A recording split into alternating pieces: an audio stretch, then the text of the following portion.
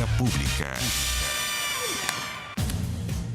Bienvenidos a Vía Pública. Sin duda, esta fecha, este día, ha sido un día muy positivo para el gobierno. Fíjese usted, el Tribunal Constitucional rechazó los requerimientos presentados por senadores de Chile Vamos y Demócratas que buscaban impugnar 7 indultos otorgados por el presidente Gabriel Boric. Aquellos indultos de fin de año pasado que generaron la polémica, hubo hasta un cambio de ministro, que significó que el presidente cambió de jefe de gabinete, ¿se acuerdan ustedes, no?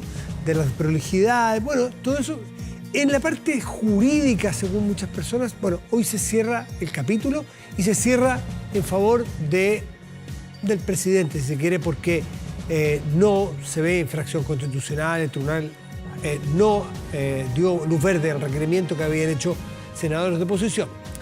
El pleno de este tribunal se reunió con el quórum mínimo, es decir, 8 ministros los que sesionaron por casi 3 horas y finalmente rechazaron el requerimiento. Estos son los indultos otorgados al exfrentista Jorge Mataluna y a otros 6 de los condenados en el contexto del estallido. Así, los indultos otorgados se ajustan entonces a la Constitución. Una jornada de triunfo, le decíamos, sí, rostros alegres. Mire, para la administración del presidente Boric, tomando en cuenta que además hace algunas horas nada más en el Senado se aprobó el proyecto que reduce la jornada laboral a 40 horas. Ese mítico proyecto de la diputada, entonces diputada Vallejo, de las 40 horas, que fue tan resistido en la época del gobierno del presidente Piñera, bueno, ahí quedó lentamente, revivió, hubo acuerdos, hubo modificaciones, en el Senado se mejoró, participaron senadores de oposición a este gobierno, empujado por la ministra del Trabajo, que ha tenido mucho reconocimiento transversal, y se había aprobado en la Cámara de Diputados, se aprueba ahora en el Senado de manera distinta, por lo tanto vuelve el proyecto, fue despachado a la Cámara de Diputados para su tercer trámite. La ministra entonces, del Trabajo y Previsión Social, que le mencionaba yo, Janet Jara, detalló que la implementación será gradual. Existirán un año de plazo para reducir de 45 a 44 horas semanales, mientras que al tercer año ya deberán ser 42 las horas laborales a la semana, para que el quinto año todas las empresas deberán cumplir con las 40 horas. Puede haber cambios de 3 por 2, o sea, mantener más horas en días, pero 4 a 3, no 3-2, disculpe. O sea, trabajar 4 días de la semana y 1 libre más los 2 días clásicos del fin de semana. Fíjese usted que un viejazo me vino, pero cuando yo era chico era relativamente habitual, esto se lo digo a las nuevas generaciones, que los que yo veía trabajaban los sábados. Era relativamente habitual trabajar los sábados, me refiero en oficinas. Sigue habiendo muchos trabajos que se trabajan los sábados, ¿eh? Pero de oficinas comerciales, de oficinas de profesionales que se trabajaban los sábados. Bueno, más antiguo los colegios era habitual los sábados, pero ha ido ganando el espacio, afortunadamente, de aprovechar el tiempo libre. El ocio ya no es mal mirado, sino que el ocio es bien mirado, bien aprovechado. Cambios de tendencias sociales en el mundo. Vamos a la mesa de conversación.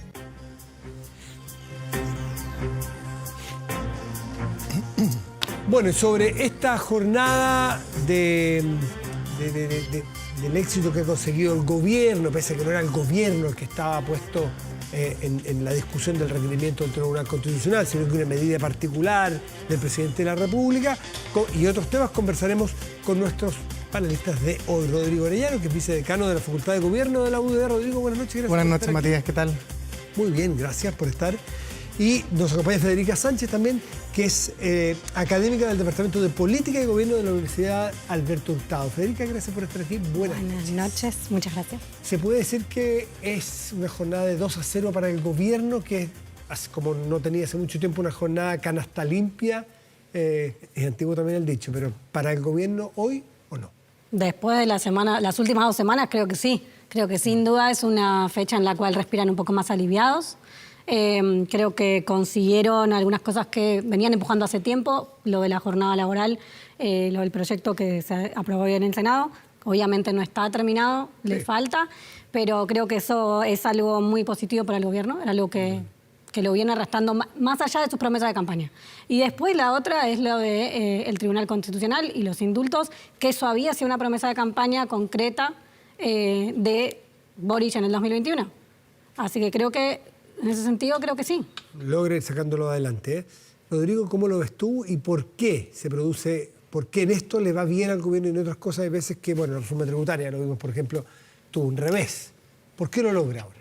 Yo creo que, bueno, distingamos. Lo primero, con el fallo del Tribunal Constitucional, creo que cierra una ventana que se le había abierto de manera peligrosa, sobre todo en los últimos días, cuando conocíamos más antecedentes que agravaban un poquito el indulto del presidente. Y de alguna forma cierra una arista de un problema que se autogeneró.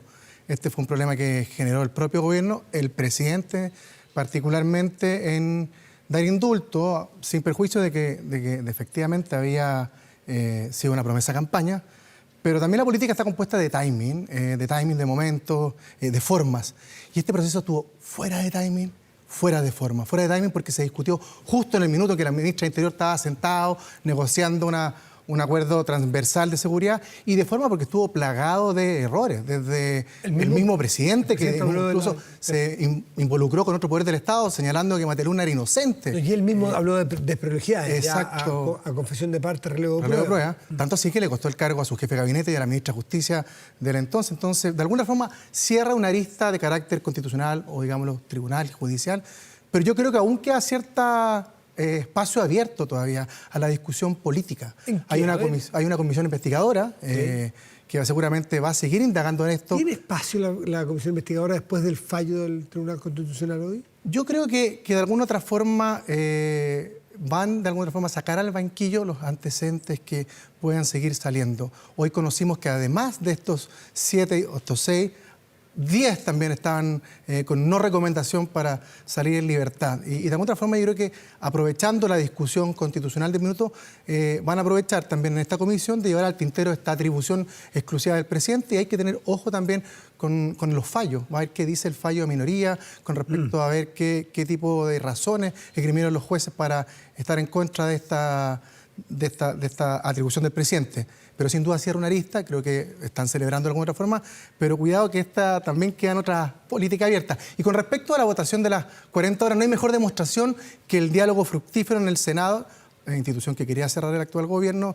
por medio del proceso constitucional, se abre el diálogo. Porque este proyecto, como tú dijiste, es muy diferente al que ingresaron la diputada Cariola y Vallejo. En el fondo se da flexibilidad, se da espacio. Fue negociado. Fue muy negociado, muy conversado, tanto así que fue aprobado por unanimidad en el Senado. Sí.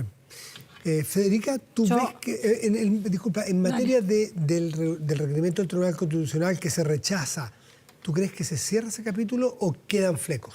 Yo iba a decir que creo, así como dije que creo que es, digamos, una victoria para el gobierno, no es una victoria que no haya implicado costos y que no vaya a implicar costos para el gobierno. O sea, la herida más o menos se cierra, pero ahí hay un costo que pagaron altísimo.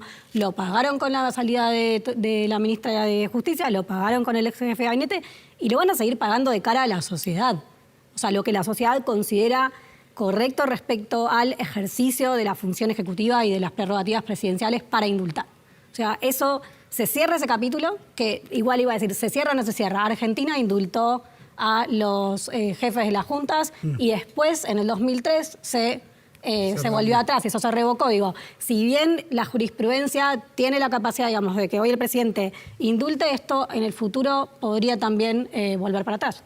Si bien ganó en el Tribunal Constitucional, no ganó en el Tribunal Ciudadano, que la gran mayoría de los ciudadanos está en contra de la decisión que tomó el presidente de la República a fin de año. ¿Y cómo queda abierta la ventana para discutir? No, eso puede sonar peyorativo. Queda abierto un espacio, porque eso me quiero referir, para que sea tema importante en la nueva Constitución, en el debate constitucional. La pregunta es sobre la prerrogativa presidencial del indulto. Quedó muy discutido el tema. Se resuelve, pero hacia adelante qué va a pasar. Y esto es un momento constitucional donde debería estar. O sea, quizás es interesante que esto pueda llegar a la discusión constitucional respecto a cuáles son. O sea, la realidad es que los indultos en general no tienen muchas limitaciones. En general son pocas las limitaciones para los indultos. Quizás la discusión constitucional que podría habilitar esto es, bueno, ¿cuáles deberían ser hoy por hoy los límites del indulto? O sea, si nosotros pensamos en el indulto presidencial, es un resabio monárquico, o sea, traducido, digamos, al contexto republicano. Ok, quizás hoy los indultos no tienen que ser todopoderosos, no pueden abarcarlo todo, no pueden abarcar delitos de lesa humanidad, no pueden abarcar no sé, determinado tipo de antecedentes. ¿Se puede discutir? Obvio que están sobre la mesa. ¿Deberían ser refrendados por otro poder del Estado, Rodrigo? ¿Qué piensas tú? Por ejemplo, que sea el presidente, pero con un quórum en el Senado o en ambas cámaras, por ejemplo. Yo creo que fue un punto, fíjate. A mí nunca me han gustado mucho las decisiones unipersonales cuando está un valor como la justicia involucrada. Creo que es bueno tener contrapesos y eso no es solo sistemas que el sistema nuestro de tener peso y contrapeso es bien positivo. Tengo la sensación de que efectivamente va por esa línea de buscar algún organismo, puede ser el mismo Tribunal Constitucional o otro poder del Estado, que de alguna forma evalúe también la medida del presidente y en base a ciertos requisitos también otorgar la flexibilidad para que se entregue. En alguna época de nuestra historia, efectivamente el presidente tenía esta atribución, pero tenía que estar refrendada por otro organismo, el Consejo de Defensa del Estado, en alguna época atrás. A ver, déjame poner el siguiente escenario. Hace una semana vimos que, es lo que acusan las partes, la falta de diálogo llevó al fracaso a la discusión en materia tributaria. Hoy, el triunfo del diálogo, todo lo contrario, permite que pase un proyecto que al principio era mirado como de la ministra Vallejo, por algunos, de la ministra Vallejo. El gobierno del presidente Piñera entonces ni siquiera siguió adelante, sino que planteó un proyecto de 41 horas y media de más flexibilidad, o sea, ninguneando ese proyecto. Hoy día se dialogó en silencio, calladito, y tenemos el proyecto aprobado en segundo trámite. Es decir, el incentivo está puesto claramente a dialogar, pero hay elecciones, y muchas elecciones, y sabemos que las elecciones no son el mejor ambiente para dialogar, muchas veces se polarizan las cosas. ¿Qué puede ganar Federica? ¿El ambiente de diálogo o de polarización? Yo creo que los incentivos del gobierno, al menos desde lo estratégico, deberían estar puestos en dialogar. Por la experiencia por la que vienen pasando el último año, cómo llegan a este primer año de gobierno, deberían focalizar en dialogar. Digo, si hoy están celebrando el triunfo de ese protoproyecto que surgió con la diputada Vallejo hace varios años, digo, y hoy llegan a esto, no hay. Considerando obviamente la situación de la reforma tributaria, lo que no pasó la semana pasada, no hay mejor ejemplo que darle tiempo al tiempo, negociar, trabajar, acordar, más allá de la inmediatez de las elecciones. Yo entiendo que durante momentos electorales se suelen tomar decisiones que reditúan inmediatamente en votos y quizás eso es un poco... reditúan en votos, pero en el largo plazo no son rentables a nivel ciudadano, ¿no? Entonces, ¿cuál es la prioridad? ¿La ciudadanía o ganar elecciones? ¿Tú crees, Rodrigo, tú como opositor, tú sientes que el gobierno sacará esa lección de cuando no dialogamos o cuando nos cuesta más el diálogo, nos va mal? Cuando dialogamos, mire cómo nos va. Yo creo que una lección aprendida del fracaso de la reforma tributaria justamente es eso.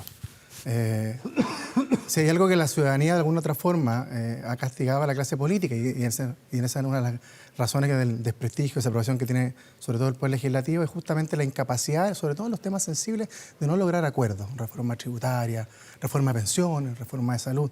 Y lo que estamos viendo hoy es un buen ejemplo de ello, de cómo un proyecto con buenas intenciones, que en su momento fue rechazado porque no había espacio para el diálogo y el Partido Comunista se negaba a torcer el brazo y las pymes por atrás decían que era imposible implementarlo con la rapidez que ellos querían, etc. Pero el sentido común y la evidencia al final demuestran que con diálogo y logrando llegar a acuerdos, ya lo ha dicho también la oposición, están dispuestos a conversar, pero bajo condiciones que sean beneficiosas para el país, no que traiga perjuicio. Entonces, en esa lógica creo que hay una lección aprendida de la reforma tributaria y lo que vimos hoy, que ojalá se pueda replicar en pensiones. Yo creo que hay espacio para ello. Eso, el espacio para las discusiones que vienen, que son las reformas del gobierno, las mega reformas, salud, pensiones y salud, pensiones y tributaria. ¿Tú piensas que hay un espacio distinto, se arma, puede agarrar vuelo un clima como el que vivimos hoy? Yo creo que sí, pero creo que también es una lección aprendida, que es lo que decía un poco Rodrigo, o sea, lo que estamos hablando, es una lección aprendida de lo que ocurrió durante todo el año y de cómo las cosas salen mejor. Las cosas salen mejor, salen unánimemente cuando de hecho hay diálogo, cuando le damos el tiempo a la discusión. Entonces, si el gobierno realmente está deseoso de cumplir con su promesa de campaña, llevar adelante las reformas, las macro reformas que plantea, bueno, pues entonces quiero creer que no va a ser tan obstinado de no buscar ese diálogo, sino que lo va a buscar porque sabe que ese diálogo lo favorece. ¿Rodrigo? En pensiones yo creo que hay acuerdos, fíjate, Matías. Tengo la sensación de que... la ministra había jugado un papel más duro que el que vimos en 40 horas. Fue bastante dura después de la reunión que tuvo con la nueva presidenta de la asociación de ISAPRE, que en el fondo querían acabar con el sistema de AFP, que querían acabar con la AFP precisamente. Pero yo tengo la sensación de que el Congreso, particularmente el Senado, hay conciencia de que este 6% adicional no puede ser exclusivamente una entidad pública o estatal. Y no hay votos aparentemente para eso. No. y por lo tanto hay que conversar y dialogar. En la administración de Piñera había una especie de acuerdo en tanto un 3% para reparto, un 3% para capitalización individual y libertad de las personas de poder determinar en dónde querían de alguna forma destinar esos recursos. Y me da la sensación de que si el oficialismo de alguna forma empieza a ceder en esa lógica, podríamos ver un acuerdo en pensiones que llevamos más de 10 años esperando esta reforma. Enfoquémonos en el oficialismo. Tiene dos almas también. No solo la derecha tiene dos almas, la izquierda también tiene dos almas. Y ahí probablemente hay incentivos contradictorios. Bueno, lo hemos visto en las recientes declaraciones de la presidenta del Partido Socialista, Paulina Bodanovich, cuando dijo que la lectura o la revisión crítica al programa es más o menos parte de lo mismo. ¿Puede producirse ahí una fisura o una tensión en el oficialismo si es que, por ejemplo, en materia de pensiones, se cede más de la cuenta para algunos? Yo creo que sí. Y es natural de todos los partidos, digo, y está también bien que así lo sea. ¿No? Los partidos no son uniformes, hay distintos espacios y esos distintos espacios entran en tensión respecto a la misma programación o al mismo programa de gobierno del gobierno, ¿no? Pero creo que eso también es saludable a la discusión interna del gobierno para plantear sus puntos y para dirimir internamente las distintas posiciones que tiene. Creo que eso es saludable también, para que desde esa tensión interna y esa resolución interna se fomente y se favorezcan las discusiones colectivas con otros espacios que no son el del gobierno. ¿Cómo ves tú la eventual pugna interna que puede tener el oficialismo? Hay que observarla con mucha atención porque la pugna está ganando, creo, el socialismo democrático por goleada a prueba de dignidad. Hoy vemos que efectivamente quienes ocupan las primeras líneas de discusión política de este gobierno han sido gente del socialismo democrático. Entonces, tengo la sensación de que esta discusión de alguna forma va a ir más en la línea de lo que plantea Federica, que se va a imponer un poquito más el diálogo en esa lógica. Es Marcel del día lunes, el que estaba abierto a conversar. Carolina Toá en materia de seguridad, que está dispuesta de nuevo a sentarse a avanzar en temas de seguridad. ¿El presidente de qué ustedes lo ven si hay dos almas? ¿Lo ven arbitrando? ¿Lo ven tomando equidistancia y arbitrando? ¿O Es que para mí la tensión es justamente esa, o sea, cómo hace el presidente como árbitro, pero al mismo tiempo como representante de un sector de ese. Él es de uno de los dos sectores. Él es de uno de esos sectores. Él es de uno. Sí, pero en las encuestas le va mejor cuando está con el otro sector. Entonces, en esa tensión, yo creo que lo que le pasa al presidente es que, bueno, ¿cómo juego como árbitro para que el socialismo democrático no se coma la coalición y siga habiendo distintos espacios? Y bueno, ¿cómo actúo como árbitro, pero tampoco sin estar demasiado de un lado y ser como demasiado favorable al sector en el que yo pertenezco, ¿no? Porque necesito al socialismo democrático de socio. Entonces, ¿cómo juego ese juego estratégico? El presidente es no solo generacionalmente más cercano al otro mundo, sino que culturalmente probablemente él es a prueba de dignidad, de hecho, él milita en la prueba de dignidad. Pero que no existe esta figura, como me decía un analista hoy día de manera coloquial, esto parece que unos muchachos hacen un asado y llaman al tío para que lo termine.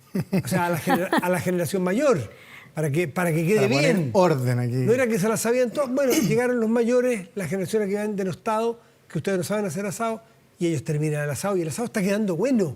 Y el presidente se beneficia de que el asado esté quedando bueno. Perdón la analogía tan vulgar para algunos, pero me pareció súper clara la figura. Es que la evidencia al final lo ha llevado a eso. Si volviendo un poco atrás, la derrota del 4 de septiembre fue muy brutal políticamente para el gobierno, el presidente y particularmente a prueba de dignidad, que de alguna forma veían plasmado gran parte de su programa político en el proyecto de nueva constitución, que fracasó brutalmente. Pero también una derrota para el socialismo democrático, que algunos lo critican de haber sido muy blandos, algunos dirán se acobardaron, no pusieron sus puntos, se dejaron llevar, no levantaron la voz. Eso es una autocrítica, yo se la he escuchado ellos mismos. Sí, por eso fue un brutal fracaso del gobierno en términos generales, pero yo creo que fue más duro para la coalición del presidente. Por cierto, también el socialismo democrático pudo haber tenido otro rol, pero posteriormente han estado en otra trinchera, tomaron un rol relevante en la cartera política, muy importante, ahora se acaban de incorporar de manera potente en la subsecretaría, entonces creo que finalmente la evidencia ha llevado al presidente de alguna forma a entregar un poco las riendas al socialismo democrático. Me imagino que él quiere que su gobierno sea bien valorado, tener una buena aprobación, y hoy vemos que el camino que le llevaba originalmente no lo estaba llevando por el buen camino que él, me imagino, que pretendía para el país y para su coalición. Es que yo creo que el presidente en última instancia quiere servir el asado. Quiere que esté la mesa puesta con el asado. Entonces, de alguna manera, ese asado, si lo empezamos y no lo pudimos terminar, llegaron otros a terminarlo. O sea, el presidente también es una persona inteligente y estratégica. Tiene 4 años de gobierno, tiene 3 años de gobierno por delante y quiere devolverle y darle a la ciudadanía lo que prometió que iba a dar. ¿Lo voy a hacer solo? Y si me embarco solo, me obstino solo, con la prueba de dignidad, fracaso o busco a los socios más potables para esta coalición y lo llevo adelante. Rodrigo, quiero aprovechar tu posición, ya te dije, de opositor aquí y la autocrítica en materia de las 40 horas de tu sector, que tradicionalmente, y no con poca razón y con bastante evidencia, término que tú usas bastante, tu sector se opone permanentemente o con mayor frecuencia que los otros sectores a las reformas, a los avances, a las 40 horas. No sé si se rieron, pero no había ninguna posibilidad de que el sector empresarial o algún grupo de la derecha más económica aceptara esto de las 40 horas. Le parecía que era una locura, que esto iba a llevar, que empezaron a hablar de que iba a caer el PIB, que no se va a crecer, que va a haber pobreza, que esto es una locura, que no tienen calle, que no saben lo que es tener empresa, y todas esas cosas. ¿Hay alguna autocrítica en la derecha en que tienen que también abrirse a mirar, en materia económica sobre todo, evidencias distintas, realidades culturales distintas? Yo tengo la sensación, Matías, de que existe una nueva generación en la centro-derecha que está mucho más abierta al diálogo a lo que estaba históricamente, pero sin prejuicio de no estar abierto o de oponerse o mantener... Son más reacios los cambios, pues. O sea, se hicieron grandes avances en otros gobiernos. Varias reformas tributarias aprobadas en el gobierno de Bachelet, cambio importante en los regímenes electorales. Hoy estamos en presencia, yo creo que, de una coalición abierta a dialogar en las cosas que le hacen bien al país. Y ha sido bastante demostrado. Se opuso tenazmente a las 40 horas, perdón, a las 40 horas en un comienzo, porque no había transición y de hecho lo pedían las propias empresas, las pymes particularmente, que no tenían la caja para hacerse cargo de todas las cargas que tenía. Hoy la reforma tributaria, las pymes también pedían que hubiese modificación al proyecto y no estaban dispuestos a hacerlo. Los retiros, la derecha se opuso tenazmente, pero hoy estamos viendo las consecuencias de haberse abierto a retirar el dinero. Entonces, el presidente, el gobierno del presidente Piñera presentó un proyecto de retiro, no te olvides. Sí, pero justamente para tratar de dilatar lo que vimos en el proceso de 40 horas. No toda la derecha, hubo derecha que votó siempre en contra. Le tocó un congreso que finalmente fue difícil gobernar el país, que es un congreso muy distinto al que tiene el presidente Boric hoy en día. Entonces, yo veo una derecha y una centro-derecha abierta al diálogo en los temas que son más relevantes, pero en la medida efectivamente que se haga bajo las condiciones de... ¿Prima esa derecha que está dispuesta a cambiar y avanzar? Sí, o sea, estamos viviendo, Matías, un proceso, y lo doy como ejemplo siempre, pero estamos en presencia de un proceso constitucional que gran parte del electorado de esa derecha no estaba dispuesto a avalar. Y así todos pusieron su capital político, todos los presidentes del Partido de Chile Vamos, y hoy estamos a puerta de una nueva elección de consejeros para tener un proceso nuevo. Entonces creo que estamos en presencia de una derecha distinta, con nueva mirada para poder dialogar. Federica, ¿tú ves una derecha distinta en este caso, abierta a enfrentar más cambios? Yo creo que hay un cambio en la derecha entre lo que Rodrigo decía, ¿no? La vieja derecha más reacia a los cambios, es un cambio generacional, bien lo mencionabas, pero creo que también hay una derecha moderna, una derecha que entiende que los cambios se tienen que hacer, una derecha que está dispuesta a dialogar cuando antes no lo estaba. Creo que son signos de un cambio de época también, ¿no? Hay un cambio de época bastante significativo del 2010 en adelante, creo. Y creo que la nueva derecha un poco se hace cargo de los cambios de la última década. Federica Sánchez, Rodrigo Arellano, Universidad Alberto Hurtado, Universidad del Desarrollo. Gracias a los dos por estar aquí esta noche. Que esté muy bien. Muchas gracias, pues. Buenas noches. Hasta después. Hacemos una pausa y volvemos. Espérenos. Aumenta la delincuencia, no grave robos, evítelos con Tepillé, la empresa líder en seguridad preventiva con monitoreo de cámaras de seguridad y audio disuasivo en tiempo real. Tepillé protege 24/7 su empresa y también su hogar. No sea usted la próxima víctima y contrátelos en tepillé.cl. Y la maravilla de la tecnología nos permite tener una conversación como si estuviera aquí sentada, pero nos vamos a Quito, Ecuador, para conversar con Marjorie Chávez, diputada ecuatoriana del Partido Social Cristiano. Diputada, muy buenas noches, gracias por recibirnos. Muchas gracias, Matías. Para mí es un honor poder estar con ustedes. Un fuerte abrazo desde Quito. Bueno, a ver, en dos condiciones quiero conversar con usted. La primera, en un tema que usted va a participar, por lo que estuvo leyendo, en un seminario de la Semana de la Comunicación Política que organiza la Facultad de Comunicaciones de la Universidad Católica de Chile, y tiene que ver con legislaciones que usted ha empujado sobre transparencia o sobre la eficiencia para enfrentar desinformación y discursos de odio que están tan presentes en tantas partes, son tema tan permanente en la política, en las campañas políticas. ¿Cuán deficientes son estas legislaciones para conseguir lo que buscan? Bueno, realmente es un proceso inacabado, como bien lo mencionas, en varios países de la región. Voy, por supuesto, a exponer desde mi experiencia en Ecuador, ¿verdad? Donde el uso de leyes para enfrentar esta desinformación, los discursos de odio, realmente ha sido inconveniente, porque a pesar de que tenemos pues leyes desde el año 2013, el nivel de desinformación sigue siendo muy profundo y a esto además se lo ha instrumentalizado como un escudo de cada gobierno de turno y de los políticos, ¿verdad? Que no entienden que no estamos haciendo legislaciones para protegernos a nosotros de la opinión pública, sino para cuidar a las audiencias. Y ciertamente, pues tener y mantener una ley de comunicación corresponde con nuestro marco constitucional y como muchos países, pero pues se debe seguir debatiendo y partir del hecho que la garantía cierta del ejercicio del derecho a la libre expresión en realidad es solamente la pluralidad. Claro, pero qué difícil regular sin caer en que, como decimos aquí, puede pegar en el palo con una censura. O no regular en que ciertos temas sí. ¿Quién determina qué temas son y qué temas no son adecuados? ¿Cómo poder discriminar en este límite tan fino para que alguien no se aproveche y decir que están desinformando? Porque todos se acusan en el mundo moderno, en las campañas, en que el otro está desinformando. Lo de la fake news se transformó en un arma arrojadiza de las campañas y ya no sabe quién hace fake news o los dos. Sí, bueno, cuando se institucionaliza la desinformación, todos pueden aprovecharse de ella, ¿no? Lo que tenemos que hacer es definir claramente cuál es la información, qué es opinión, cuáles son los límites del exceso. Se habla mucho de una autorregulación cuando en realidad pues el simple hecho de que exista una ley ya la convierte en una corregulación.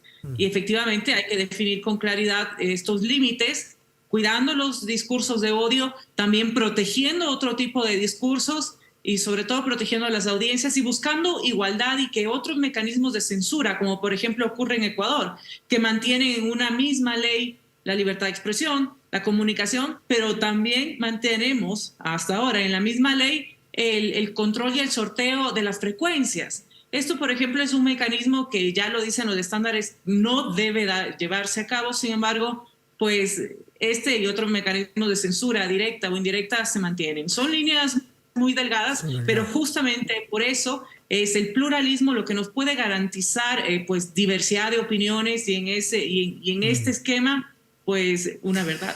Los discursos de odio puede que sea más claro en delimitar hasta incluso desde el sentido común cuando hay alguien que los aplica o que los utiliza, ¿no es cierto?, para poder criticarlos. Incluso puede ser un boomerang para alguien que los use porque el propio electorado los entiende, los percibe y puede eventualmente castigar a quien lo use. Pero respecto de la desinformación, es más delicado porque ¿quién es el árbitro? ¿Quién determina dónde hay desinformación y no? Alguien podrá decir, bueno, hagamos una comisión. Bueno, ¿y quién es esa comisión? ¿Y quién elige esa comisión? ¿Y es el gobierno? Es ahí donde están las complicaciones. Y en todos los países del mundo donde se ha querido hacer legislaciones, queda un poquito en tierra de nadie o queda con poca fuerza porque sabemos que el primer peligro es a la libertad de expresión, que es un pilar esencial de una democracia. Así es, pero no existe una definición universal en el derecho internacional sobre este término, ¿verdad? La apología del odio, que suele ser nacional, racial o religioso. Pero sí tenemos unanimidad en que su prohibición debe ser una excepción. Es decir, la apología del odio se refiere con frecuencia a expresiones de incitación a hacer daño, etcétera, y con base a la identificación de la víctima. Claro, denigrar a alguien por su origen religioso, social o de un país determinado. Eso está más o menos claro y es evidente el daño que hace y la sanción que se pueda... Pero en la otra materia me parece más discutible, y usted es experta. Así es. Respecto a la desinformación, tú dices, bueno, ¿quién es el juez, verdad? Sin duda el Estado no puede serlo, porque más bien la información es una herramienta de control del poder, que pues, lamentablemente la utilizan. Y sí es un terreno fértil. Nuestras democracias son débiles, tenemos un terreno fértil para la desinformación. Y no solo es esta falta de información, sino también que es complejo luego comunicar las cosas que son ciertas. Es decir, recordemos que la ciencia es contraintuitiva y siempre lo intuitivo pues nos va a pasar la factura al final. Entonces, lo que es claro es que la sociedad es compleja, los flujos de información actualmente nos hacen difícil tener orden y esto es, y junto con la saturación, este esquema complejo, lo que hace que pues, lo intuitivo tenga mucha más cabida, ¿verdad? Todo es ciencia porque pues, todo lo que emana información lo es. Entonces el problema es la capacidad que tenemos de cotidianizar la ciencia y poder transformarlo en una información que llegue finalmente a las audiencias. Hoy en día todo se subjetiviza y eso pues es mal utilizado por quienes tienen diferentes intereses. Quiero aprovechar los minutos que me quedan con usted, diputada Marjorie Chávez, diputada de ecuatoriana del Partido Social Cristiano, porque leemos con preocupación, como en tantos países, el devenir político de su país. Con crisis, primero vimos paralizaciones de grupos indígenas contra el presidente Lasso, que nos lleva 2 años todavía en el gobierno. En mayo entiendo que cumple los 2 años. Luego han amainado un poco esas protestas, pero hemos visto que el expresidente Lenín Moreno, juzgado por casos de corrupción. Ahora vemos que hay una petición también del Parlamento ecuatoriano para aprobar el inicio de una investigación por acusación de corrupción en contra del presidente Lasso. Y uno en Latinoamérica, para serle bien franco, uno no sabe si las acusaciones de corrupción son una forma de batalla política o realmente la búsqueda de transparencia y acusaciones reales de corrupción. Cuéntenos qué está pasando. Además, su partido entiendo que acaba de romper con el presidente Lasso. Bueno, con el presidente Lasso nosotros dejamos de tener los acuerdos legislativos desde el día 1, en realidad, cuando él no cumplió pues sus ofrecimientos de campaña que hicimos en conjunto y llegamos a la presidencia en conjunto. Y hoy en día pues lo que tenemos sí son procesos de control político, procesos de control de rendición de cuentas institucionales, horizontales, que es lo que nos corresponde, ¿verdad? Y efectivamente estamos en un momento donde no podemos confiar en el presidente, donde ha perdido credibilidad por tener además vinculaciones con grupos organizados que se dedican a actividades ilícitas en empresas públicas, donde además familiares de él tienen pues un puesto, digamos, relevante en toda esta organización ilícita y se supone una participación de naturaleza política y eso es lo que estamos haciendo. Un juicio político es subjetivo de oportunidad, subjetivo de confianza y no requieren otros procesos penales de por medio, de manera que vamos a tomar una decisión en los próximos días y mi partido, como quien les habla, pues ha firmado incluso este juicio político porque realmente ¿en qué país la gente quiere un presidente vinculado con actos de corrupción manifiesta? A ver, ¿por qué no nos explica, porque lo suyo es un juicio político, por qué no nos da luces de manera sucinta de cuál es el vínculo que a juicio de ustedes tiene el presidente de Ecuador con organizaciones ilegales? Formalmente. Pues su cuñado está directamente vinculado con estos actos de corrupción dentro de actividades, esto se ha aprobado y pues por omisión también el presidente de la República ha incurrido en estas prohibiciones al tener conocimiento de lo que se llevaba a cabo, pues y no pararlo y no tomar acción y no denunciar. ¿Esta persona está involucrada con el gobierno y con estos grupos delictivos a su juicio desde que Lasso está en el gobierno o de larga data? Bueno, al parecer, pues viene de larga data, pero en este periodo, pues se ha comprobado fehacientemente la venta de cargos con diferentes tipos de contrataciones por quien es el cuñado del presidente, de manera que sí existe un ejercicio de poder y una naturaleza política. En este caso, pues de responsabilidad por omisión. Lo que tenemos es que comprobarlo, ¿verdad? Y eso se ha llevado a cabo en la investigación de una comisión especial que se creó para pues, dar luces. Y este informe pues, ha sido aprobado por el Pleno de la Asamblea Nacional ahora corresponde que vaya a la Corte Constitucional. Si la Corte Constitucional da paso, pues tendríamos que tomar ya la decisión y necesitaríamos mayoría calificada, que en el caso de nuestro Parlamento son 92 votos de 137. ¿Y ustedes lo que persiguen como juicio político es destituir al presidente Lasso? De ninguna manera, de ninguna manera. Y mi partido, además, particularmente, es quien no dio los votos para destituirlo en procesos anteriores que usted mencionó en la introducción de este tema. Hemos respetado la institucionalidad, hemos respetado pues el Estado de Derecho, pero en este caso, si se prueban y hay evidencias suficientes, tomaremos la decisión pues de votar a favor de la destitución del presidente, por supuesto cumpliendo la norma, ¿verdad? De ninguna manera es un intento golpista, como muchos dicen, pero de ninguna manera podemos tener un presidente que continúe siendo, si estaba vinculado a actos de corrupción.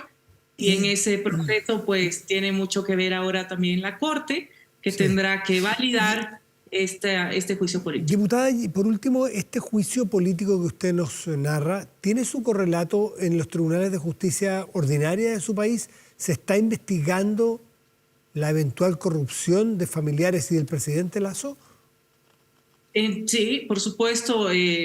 También existen argucias que se han llevado a cabo desde el ejercicio del poder para dilatar estos procesos en otras instancias como la Fiscalía, pero esperamos que esto continúe en su curso, pero independientemente del tema penal, de lo que haga la Fiscalía o denuncias particulares que también existen, nosotros haremos nuestro control político, que es lo que nos corresponde. Muy bien, diputada Marjorie Chávez, diputada ecuatoriana del Partido Social Cristiano, muchísimas gracias por este contacto desde Quito, donde tienen 2 horas menos que nosotros. Muy buenas noches y gracias. Buenas noches, un abrazo. Que esté muy bien. Hacemos una pausa y volvemos. Espérenos.